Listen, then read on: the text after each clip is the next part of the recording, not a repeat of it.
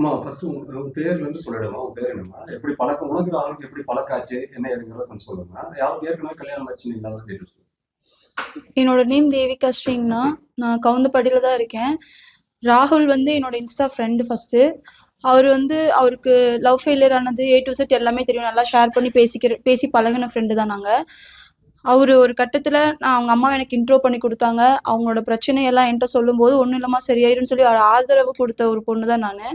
அவங்களுக்கு first marriage ஆனதுலேருந்து எல்லாமே சொல்லியிருக்காங்க. ஆனால் வந்து ஃபுல் டீட்டெயில் மேரேஜ் ஆகி 6 மந்த் நான் பொழைச்சேன் அப்படின்றதெல்லாம் என்கிட்ட சொல்ல கிடையாது. மேரேஜ் ஆனதுக்கப்புறம் ஒவ்வொன்றா தெரிய வந்துச்சு. கோயம்புத்தூரில் தான் அந்த பொண்ணு இருக்கு. அந்த பொண்ணு பேர் பிரீத்தி. அவங்கள கல்யாணம் பண்ணியிருக்காங்க. 6 மந்த் வாழ்ந்திருக்காங்க.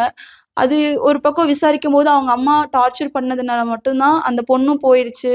அவரே சொல்லியிருக்காரு, இதனால தான் அவள் போயிட்டா, என்னை விட்டு போயிட்டா அப்படின்லாம் சொன்னாங்க.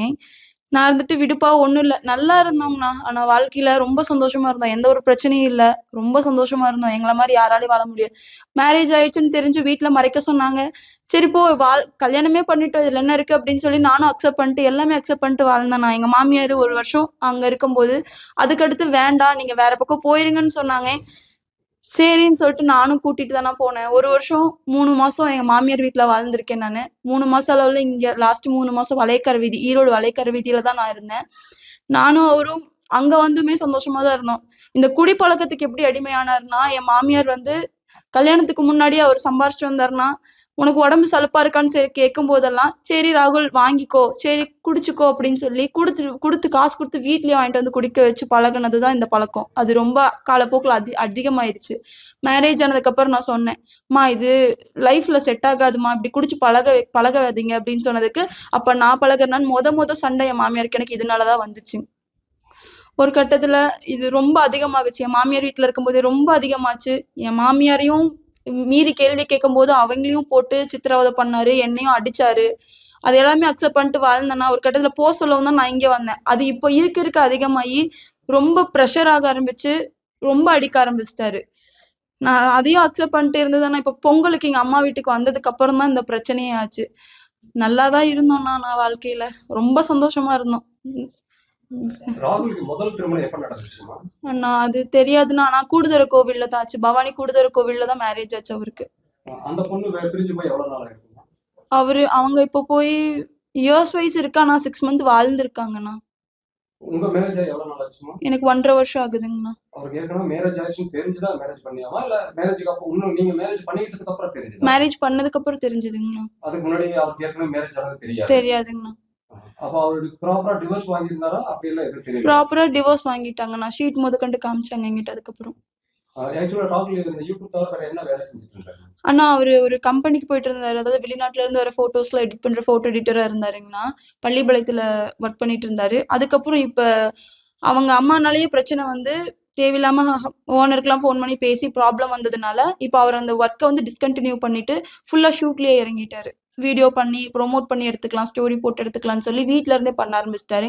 இப்போ நாங்க தனியா போனதுக்கு அப்புறம் எல்லாமே நான் தான் அப்படின்றதுனால டான்ஸ் சொல்லி கொடுக்கறதுக்காக டான்ஸ் கிளாஸ் செக் மேட்டுன்னு சொல்லி ஒரு டான்ஸ் கிளாஸ்க்கு இருக்க போயிருந்தாரு. அதுக்கப்புறம் ஸ்கூலுக்கு போய் கிளாஸ் இருக்க போனாரு. இப்போ லாஸ்ட் டைம் கள்ளக்குறிச்சி கூட ஒரு 10 நாள் போய் அங்கதான் இருந்தாரு. அப்பயும் வீட்டில தான் இருந்தேங்கண்ணா. அந்த அவர் கள்ளக்குறிச்சியில இருக்காருன்றதுனால மட்டும்தான் நான் எங்க அம்மா வீட்டுக்கு லாஸ்ட் அந்த ஒரு நாள் வந்தேன். இது நாள் வரைக்கும் அம்மா வீட்டுக்கு வந்து ஸ்டே ஆனது கிடையாது நான். இப்ப என்னவா பிரச்சனை? இப்ப அவர் இறந்ததுக்கு பின்னாடி ஏதோ பிரச்சனை சொல்லிட்டு வாங்க, என்ன பிரச்சனை? ஒரு பிரச்சனையும் இல்லைண்ணா, நல்லா தானா இருக்கும். அவர் குடிப்பழக்கத்துக்கு ஆரம்பத்துல இருந்து அடிமையாக்குறதுனால ரொம்ப குடிக்க ஆரம்பிச்சிட்டாருண்ணா. குடிச்சு அவரு மேலேயே கோவப்படுறது, எதுக்கு எடுத்தாலும் கோவப்படுறது, அந்த மாதிரி கோவப்பட்டதுனாலதான் இந்த பிரச்சனையே. ஆனா நான் வந்து எங்க அம்மா வீட்டுலதான் இருந்தேன். அவர் என்னைய பார்க்க வரேன்னு சொல்லி கூட வந்து பார்த்துட்டு தான் போனாரு. லாஸ்ட் டைம் சண்டை போடவும் சரிப்பா நான் இங்க இருக்கேன். திங்கட்கிழமை அடுத்த நாள் மாலை போடுறதா இருந்துச்சுங்கண்ணா. அவர் மாலை போடுறேன்னு சொல்லியிருந்தாரு. சரிப்பா நீ சண்டை போடாத, நீ மாலை போட்டு அம்மா வீட்டுக்கு வா, அம்மாவை கூட்டு வா, பேசிக்கலாம், நீ குடிக்காதன்னு சொல்லிட்டு வந்தேன். வர வழியில இப்படி ஆயிடுச்சு. அவங்க அப்பாட்ட கூட லாஸ்டா பேசினாங்க. பேசினதுக்கு அவங்க அப்பா கூட எங்க மாமனார் எனக்கு ஃபுல் சப்போர்ட்டுங்கண்ணா. நான் என்ன சொன்னாலும் உடுத்தங்கமையில ஒன்னாகாது, பாத்துக்கலாம், சரியாயிரும்னு சொல்லி ஒரு பிரச்சனையும் இன்னைக்கு நடக்குதுன்னா அந்த நாள் நைட்டே ஃபோன் பண்ணி புலம்புவேன். மாமா இப்படி ஆயிடுச்சு, மாமான்னு கூட கூப்பிட மாட்டேன், அதிகமா டாடி பான்னு தான் கூப்பிடுவேன். இப்படி ஆயிடுச்சுங்கப்பா, என்ன பண்ணட்டும் நானு, என்னை இப்படி போட்டு படுத்துறானே, சொல் பேச்சு கேட்கறானே அப்படின்னு சொல்லிட்டு புலம்புவேன். சரியாயிருந்தா என்ன மாதிரி யாரும் பாத்துக்க முடியாது 2 பேருமே சொல்லியிருக்காங்க. ஆனா இப்ப எல்லாமே என்னை கை விட்டுட்டாங்க. எல்லாருமே விளக்கிட்டாங்க. அவர் இறந்தது கூட பக்கத்துல நெருங்க விட மாட்டேங்கிறாங்க. என்ன எங்க மாமி அத்தனை வார்த்தை பேசுறாங்கண்ணா. நான் அவ்வளவு பாத்துக்கிட்டேண்ணா. நானும் அவள் இந்த மாதிரி இருந்தது இல்லைண்ணா. நானா அவருக்கு ரொம்ப இஷ்டம்ண்ணா. உண்மையாலுமே எங்க போனாலும் சொல்லிட்டே இருப்பானா, என் கூடவே வருவானா. இப்ப இறந்ததுக்கு அப்புறம் உன்னை பாக்குற கூட விடலன்னு சொன்னாங்க. என்ன பிரச்சனை? அண்ணா நாங்க எரிச்சிடலாம்னு சொன்னோம்னா, அவரு போஸ்ட்மார்ட்டம் பண்ணிட்டாரு, அப்படியே வச்சா நல்லா இருக்காது அப்படின்னு சொல்லி எரிச்சிடலான்னு தானே சொன்னேன். எங்க மாமனாருக்கு அதுதானே விருப்பம். ஆனா எங்க மாமியார் வந்து அவங்களோட தாட் படி அவங்க வந்து எரிக்கிற மாதிரி இருந்ததுன்னா அந்த இடத்துல சீர் சடங்கு பண்ணா நான் தான் ஒய்ஃப்னு எல்லாத்துக்கும் தெரிஞ்சிரும்னு சொல்லி அது வேண்டாம்னு சொல்லி அல்லமீன் தர்கால வச்சு பண்றேன்ட்டு போயிட்டாங்க. அங்க பண்ணதுனால அழுகக்கூடாது, தொட்டு கும்பிடக்கூடாதுன்னு சொல்லி நிறைய ரூல்ஸ் போட்டு ஒரு ஓரமா நிக்க வச்சு நிறைய வார்த்தை பேசிட்டாங்கண்ணா. என்ன பண்றதுன்னு தெரியாம அதே இடத்துல தானே கல் நெஞ்ச மாட்டு நின்னுட்டு கிடந்தேன். கடைசியா என் பக்கம் எல்லாம் திருப்பி எல்லாத்துக்கும் தெரியும்னா நாங்க 2 பேரும் எப்படி இருந்தோம் அப்படின்றது.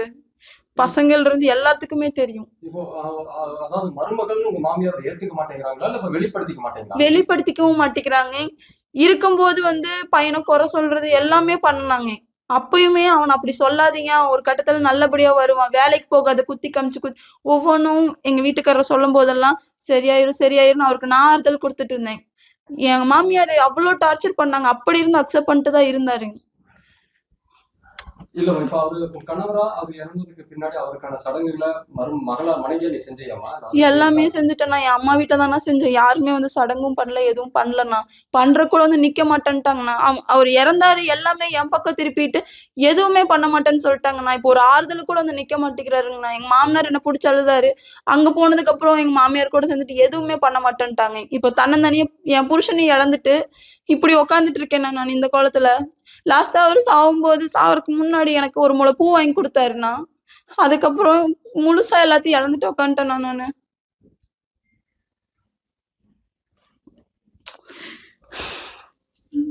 மனுஷனே என்னன்னா ஆனா கன்ஃபார்ம் ஆக போகுதுங்கண்ணா. அதையுமே சொன்னாருங்கண்ணா. எங்க மாமனார்ட்ட தான் சொன்னேன். அவன் போயிட்டான், கன்ஃபார்ம் ஆக போகுது, நான் என்ன பண்ணுவேன், தங்குச்சுன்னா நான் என்ன பண்ணுவேன் அப்படின்னு சொன்னதுக்கு எங்க மாமியார்ட்ட போய் எங்க மாமனார் சொல்லி அது தப்பா பேசிட்டாங்கண்ணா. அதைய வேண்டாண்ணா, அது நான் சொல்லல, தப்பா பேசிட்டாங்க அதைய.